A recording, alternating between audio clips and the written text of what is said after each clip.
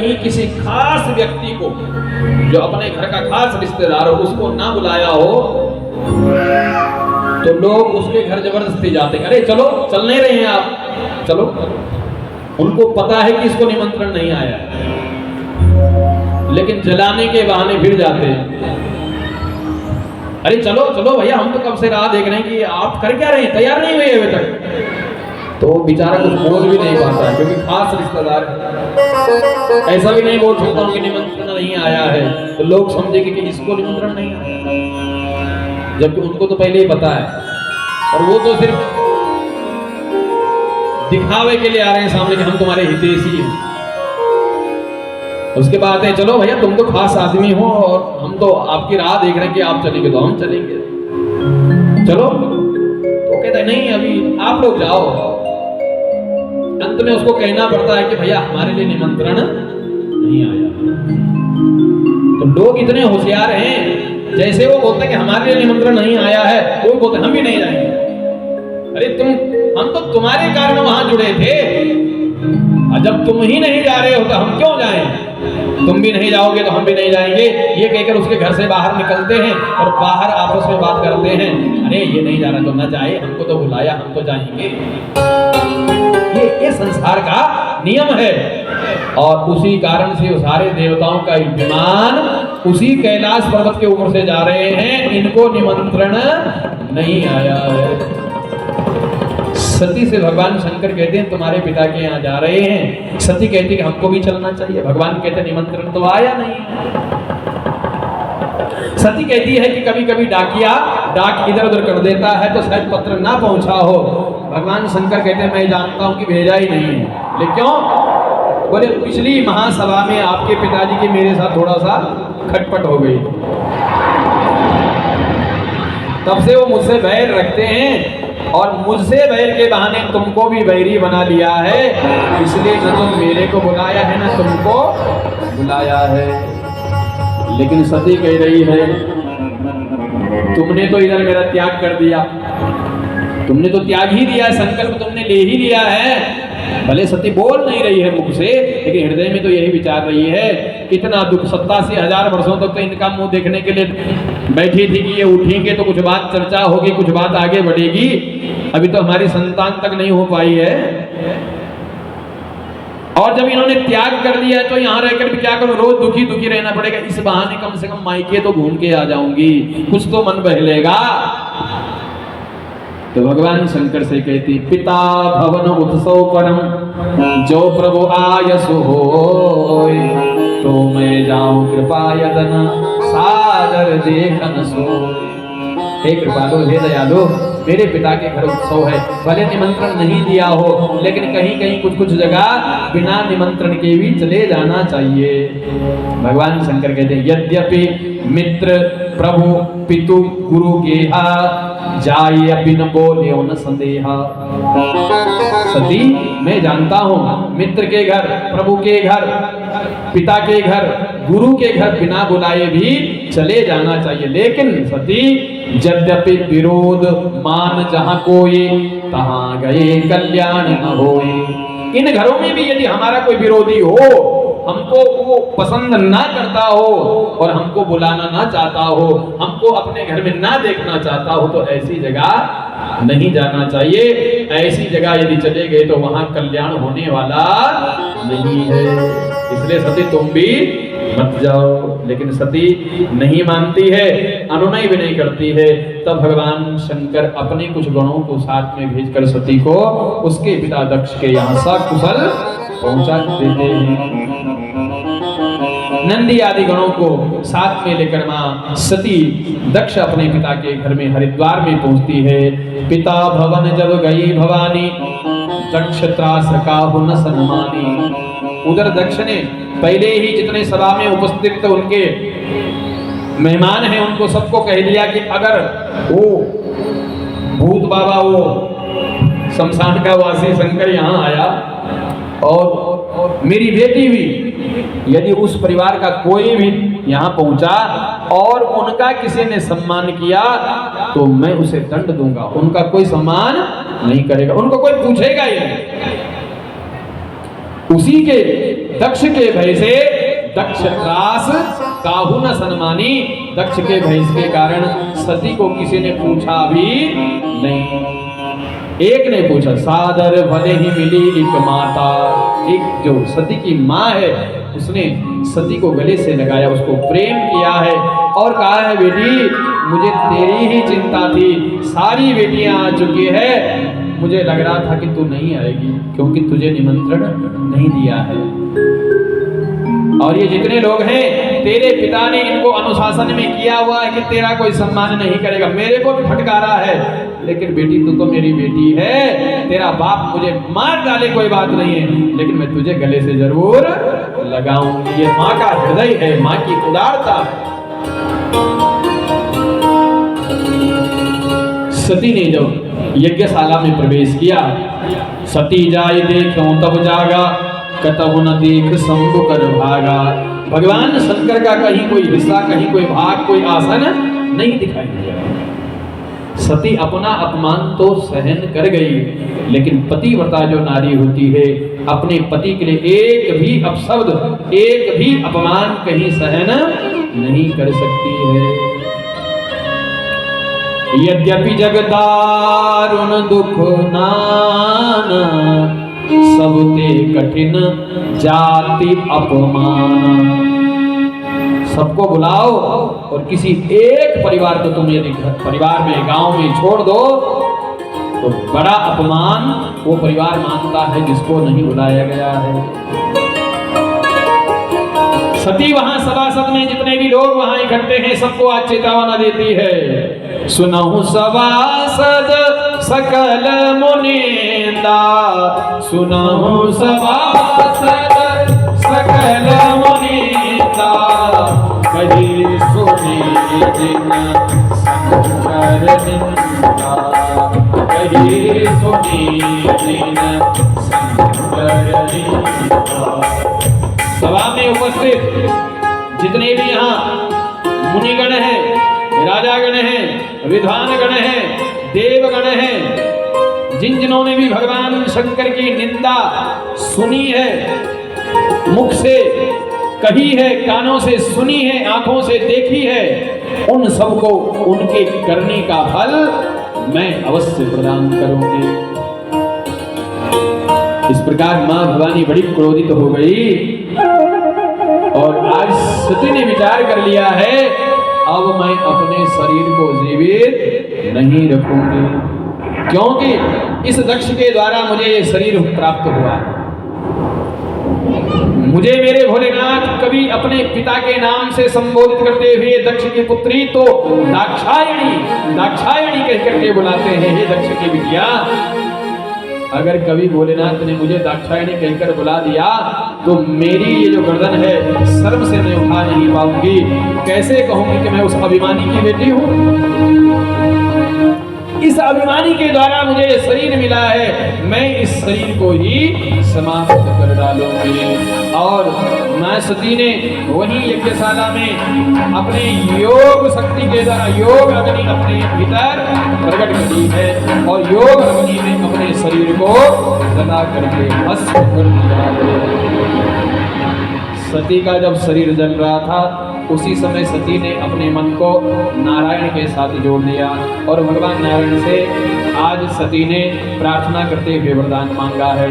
सती मरत हरिसन वर मांगा, सती मरत हरिसन वर मांगा, जन्म जन्म शिव जन्म जन्म शिव। मरते समय सती ने नारायण का चिंतन करते हुए प्रार्थना करी है, हे प्रभु जन्म जन्म शिव पद अनुराग, मेरा जो अनुराग रहे, मेरा जो प्रेम रहे, सदा सदा जन्म जन्मांतरों तक मैं शिव की ही रहूं, शिव के अलावा मैं किसी और को वर्णन नहीं करूंगी। ऐसा अंतिम चिंतन सती ने मरते समय किया है। इधर नंदी आदियों ने जब देखा कि मां सती ने अपने शरीर को भस्म कर दिया है भगवान शंकर के गणों में और वहां जितने पंडित पुजारी पूजा अनुष्ठान यज्ञ करने वाले थे आपस में सबकी महाराज जो है तू हमें प्रारंभ हो गई। और उधर नारद ने भगवान शंकर को कैलाश पर्वत पर जाकर के संदेशा दे दिया, बाबा आप जो हैं बिना पत्नी के हो गए हैं, आपकी पत्नी का देहावसान। अब उसने अपने पिता के यज्ञ में अपने को समाप्त कर दिया है। यज्ञ में उसका अपमान हुआ, जिस अपमान के कारण उसने अपने शरीर को समाप्त कर दिया है। भोले बाबा को बड़ा क्रोध उत्पन्न हुआ है। कैलाश पर बैठे हुए भोले बाबा ने अपनी जटाओं की एक वेणी को उखाड़ा है, पृथ्वी पर क्रोध से उसको पटका है, जहां से वीरभद्र नामक भगवान शंकर का विशाल बलशाली गण वो वीरभद्र हाथ जोड़कर खड़ा हो जाता है, हे महादेव मेरे लिए क्या आज्ञा है।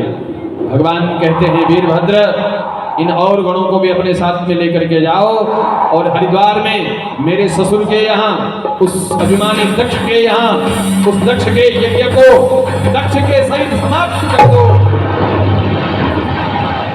वीरभद्र भगवान शंकर के गणों को लेकर के हरिद्वार में पहुंचता है। हरिद्वार वाले महाराज कांपने लग जाते हैं। जब वीरभद्र की सेना चलती है धरती डगमगाने लगती है, धूल मिट्टी आंधी का मानव बवंडर आ रहा हो, इतना विशाल आंधी लेकर के वीरभद्र पहुंचा है। हरिद्वार में वीरभद्र यज्ञशाला में प्रवेश करते हैं और जिसने जैसा कर्म किया था उसको वैसी सजा प्रदान करते हैं और दक्ष को पकड़ते हैं और दक्ष की मुंडी हाथ से मरोड़ करके यज्ञशाला में उसकी मुंडी को समाप्त कर देते हैं और यजमान धराशायी पृथ्वी पर लेट जाता है।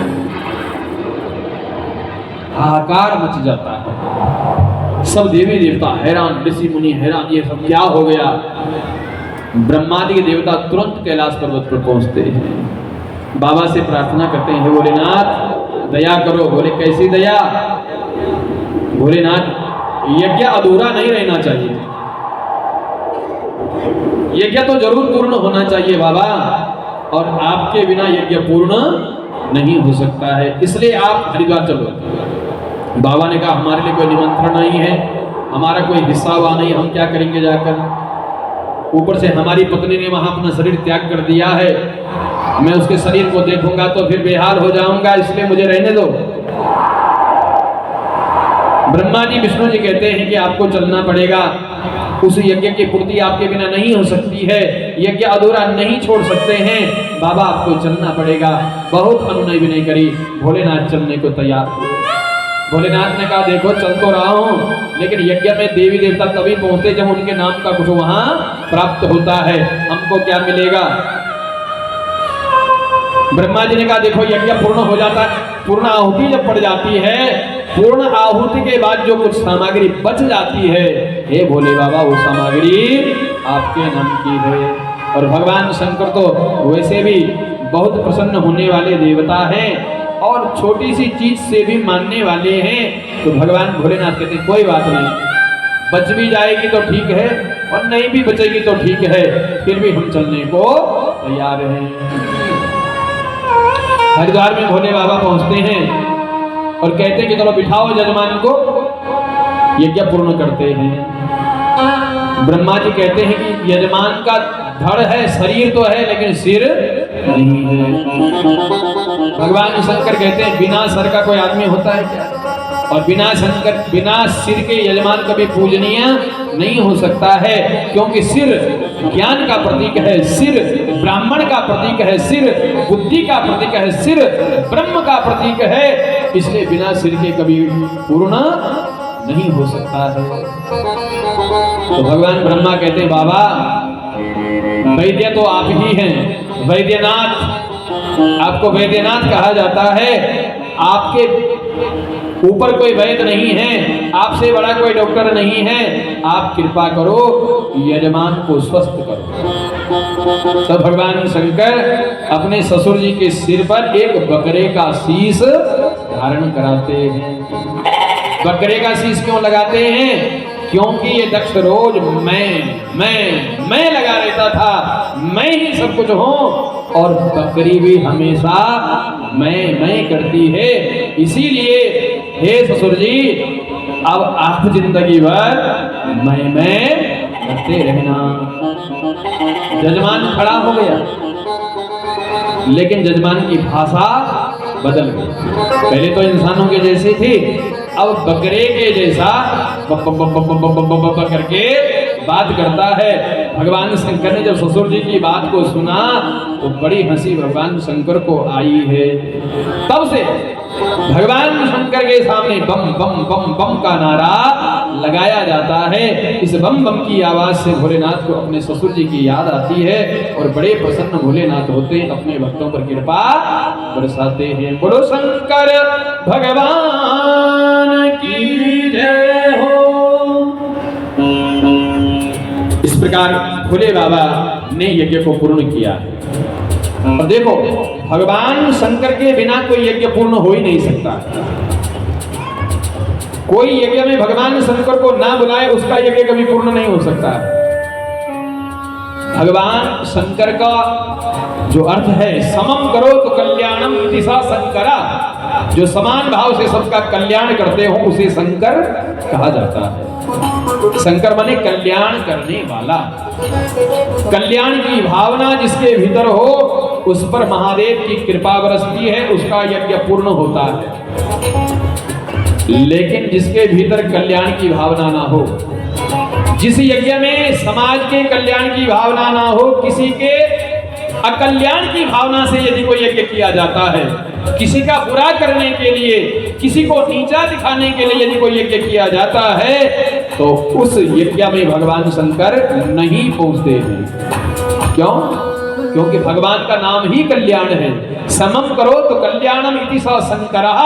जहां कल्याण की भावना नहीं होती है, समझ जाना चाहिए वहां शंकर नहीं हो सकते। और ऐसे किसी का बुरा करने की भावना से, किसी को अपमानित करने के भाव से कोई यज्ञ, कोई अनुष्ठान, कोई धार्मिक कृत्य किया जाता है, उस यज्ञ से कभी कल्याण नहीं होता है। इसलिए ऐसे यज्ञों को नहीं करना चाहिए जहां किसी के कल्याण की भावना ना हो। सदैव किसी न किसी के कल्याण के लिए कोई ना कोई धर्म कर्म का कार्य करना चाहिए। इससे हमें ये शिक्षा मिलती है। बोलो शंकर भगवान की जय।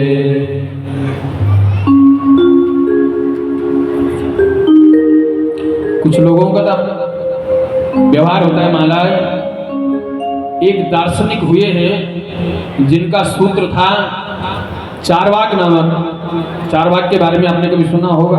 विदेशी दार्शनिक थे, लेकिन बड़े विचित्र थे। उनका सूत्र था यावत जीवेत सुखम जीवेत ऋणम कृत्वा घृतम पिबेत। मतलब यावत जीवेत सुखम जीवेत, कि जब तक जियो सुख से जियो। किसी ने कहा सुख से जिए कैसे? बोले ऋणम कृत्वा घृतम पिबेत, लोगों से कर्जा लो और घी पियो, लोगों से लो और अपना पेट भरो। किसी ने कहा ऐसा करेंगे तो अगले जन्म में सब भुगतना पड़ेगा। फिर आगे क्या कहता हूं दूसरी लाइन में? बोले भस्मी भूतस्य देहस्य पुनरागमनम कुताः। अरे ये शरीर तो नाश हो जाएगा, जल जाएगा, पुनर्जन्म किसने देखा है? ऐसे लोगों को वो शिक्षा देने का काम करता था। आज भी ऐसे बहुत सारे लोग हैं जो ऐसी उल्टी शिक्षा देने का काम करते हैं। क्या है? तो पूजा करने से क्या होता है, पाठ करने से क्या होता है, भगवान का नाम जप करने से क्या होता है, ये सब कुछ मत करा करो। ऐसी उल्टी शिक्षा देने वाले आज भी लोग हैं। कहाँ मंदिर में जाते हो, कहाँ कथाओं में जाते हो, कहाँ कीर्तन में जाते हो? अरे क्यों दान कर रहे हो? क्या मिलता है इन सबसे? ऋणम कृत्वा घृतम पिबेत, लोगों को लूटो और अपना काम चलाओ। ऐसे हाथरस में एक व्यक्ति था जिसको काका हाथरसी के नाम से पुकारा जाता था। उसने भी इस चार वाक्य, इस सूत्र पर एक वाक्य लिखा। क्या लिखा? कह काका कबीराय नाम कुछ रोशन कर जा। वो काका हाथ से क्या कहते हैं, कहे काका कबीराय नाम कुछ रोशन कर जा, मरना तो एक दिन मरना है, कर्जा लेकर मर जा। लोगों से कर्जा ले मर जा, मरना तो एक दिन है, इतना कर्जा करो कि वापस न लौटा पाओ। कुछ लोगों की ऐसी भी भावनाएं होती है।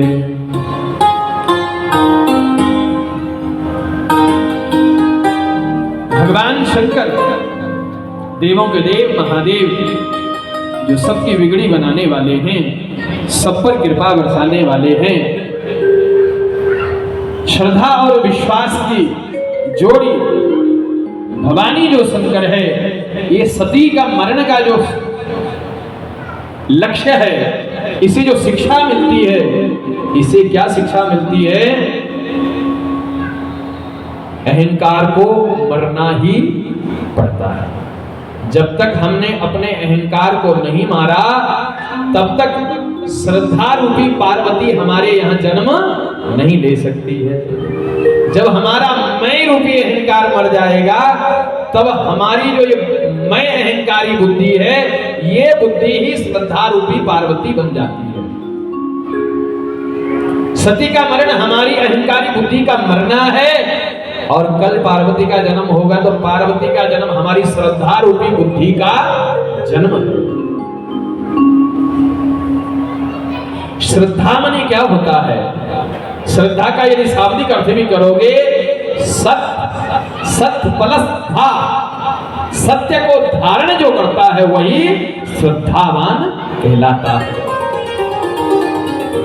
दूसरी श्रद्धा के लिए शास्त्रों में कहा गया है, गुरु शास्त्र वाक्येषु विश्वासा सा श्रद्धा।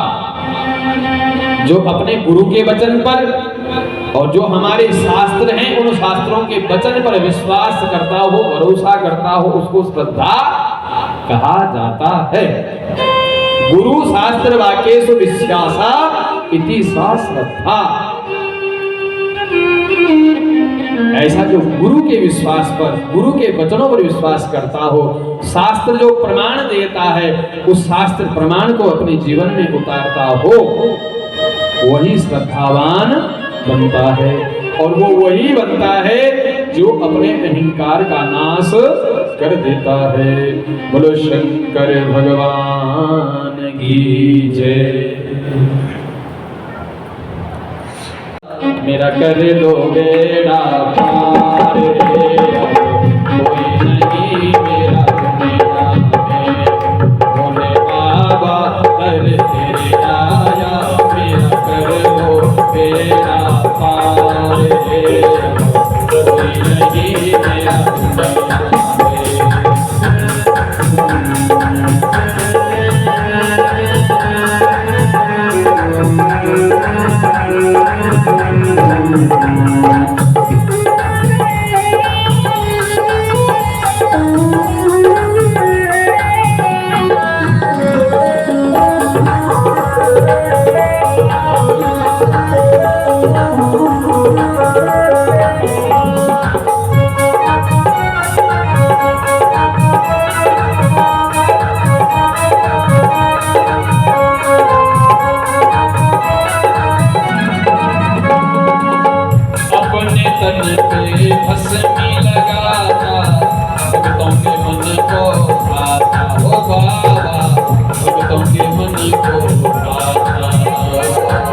जो भी तेरे दर पे आता, कभी न खाली जाता हो बाबा, कभी न खाली जाता हो बाबा, रोही भर कर जाता भोले बाबा, दर से आया मेरा कर दो बेड़ा पार, कोई नहीं मेरा दुनिया में।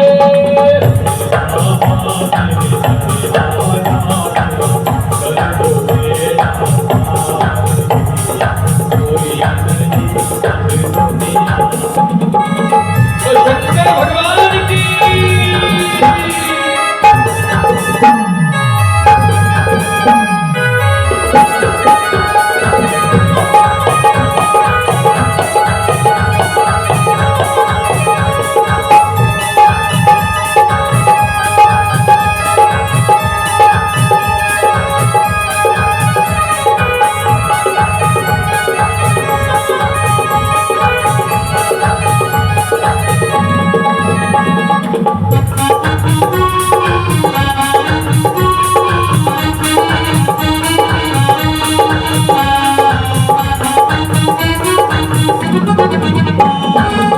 बच्चा बच्चा मुख से बोले बम बम भोला मेरा हो बाबा, बम बम भोला मेरा हो भोला, बम बम भोला मेरा।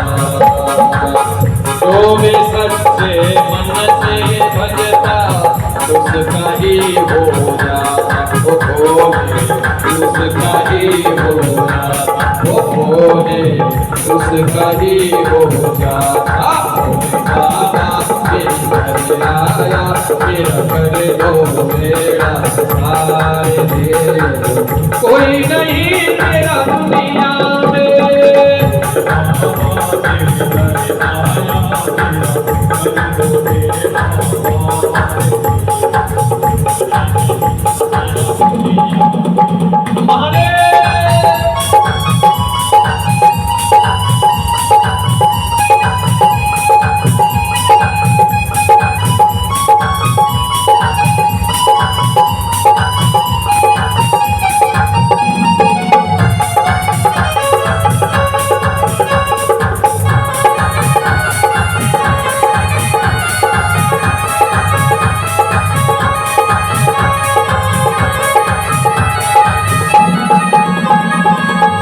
भोला मेरा इतना भोला पल में खुश हो जाता हो बाबा, पल में खुश हो जाता हो बाबा, पल में खुश हो जाता। ये नियम से जो जल है चढ़ाता सब कुछ वो पा जाता हो बाबा, सब कुछ वो पा जाता हो बाबा, सब कुछ वो पा जाता। कर दो मेरा हारे दे, कोई नहीं मेरा दुनिया में। भोले बाबा दे तेरा आया मेरा कर दो मेरा पार दे, कोई नहीं मेरा दुनिया में।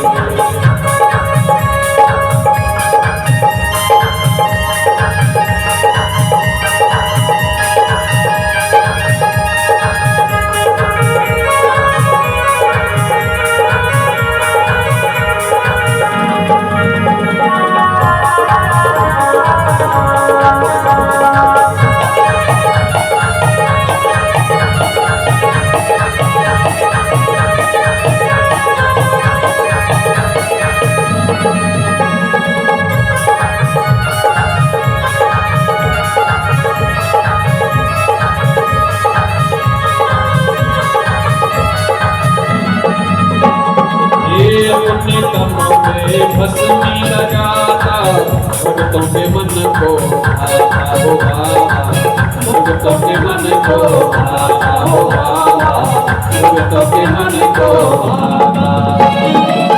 जो भी तेरे दर पे आता कभी न खाली जाता हो बाबा, कभी न खाली जाता हो बाबा, कोई न खाली जाता। भोले बाबा दर पे आया मेरा कर दो मेरा हारे दे, कोई नहीं मेरा दुनिया में।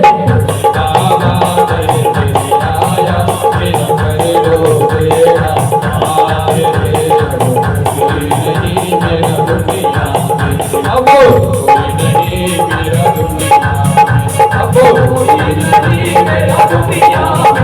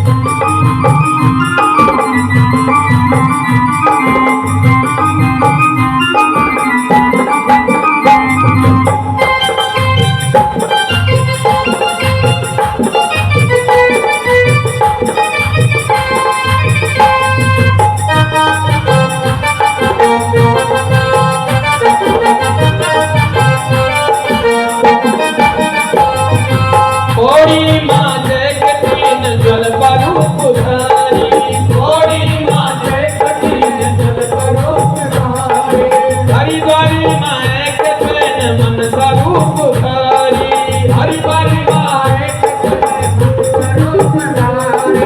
मेरी द्वारुका मोरू ऊंचा पहाड़ू माँ मेरी माँ पूरे दीवा पूरे पूरे दीवा पूरे